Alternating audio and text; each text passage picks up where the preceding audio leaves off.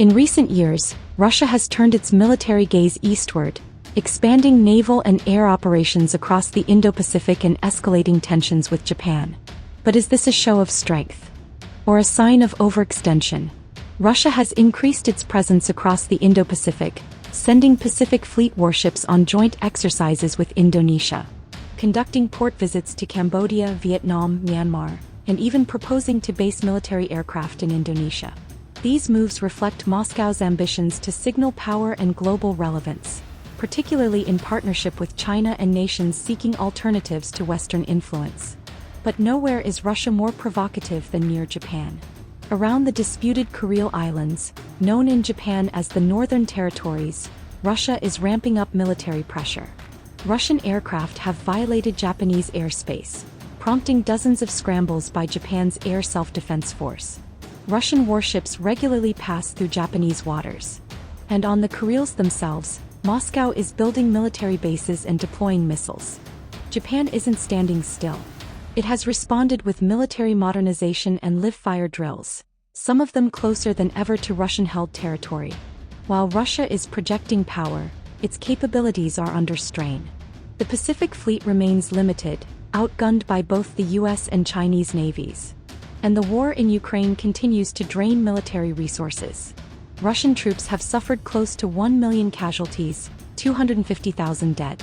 Equipment losses are staggering. Morale is shaky. And the Pacific Fleet's nuclear submarines remain vulnerable. Despite this, Russia presses on, seeking to diversify partnerships, sustain great power status, and intimidate rivals like Japan. But at what cost? If provoked too far, Russia risks more than diplomatic blowback. Imagine a coordinated response by NATO, Japan, and Ukraine. NATO is the world's strongest military alliance, now raising defense spending to 5% of GDP. Japan's budget will hit $70 billion in 2025, as it builds long-range strike capabilities. And Ukraine, bloodied but battle-hardened, fields Europe's largest fighting force.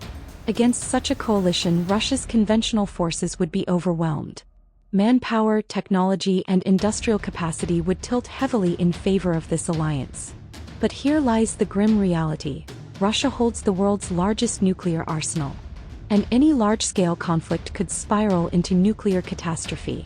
This alone has restrained full-scale engagement for decades.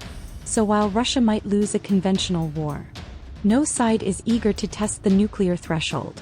Right now, Japan is on edge, perhaps the closest nation to lashing out in response to Russia's provocations. Tokyo is modernizing rapidly. It has conducted missile drills near the disputed islands and is ramping up defense production and NATO cooperation. While Ukraine fights and NATO warns, Japan is increasingly ready to act. Russia's moves in the Indo-Pacific are bold but risky. It's a strategic tightrope walk between symbolism and overreach. Deterrence and provocation.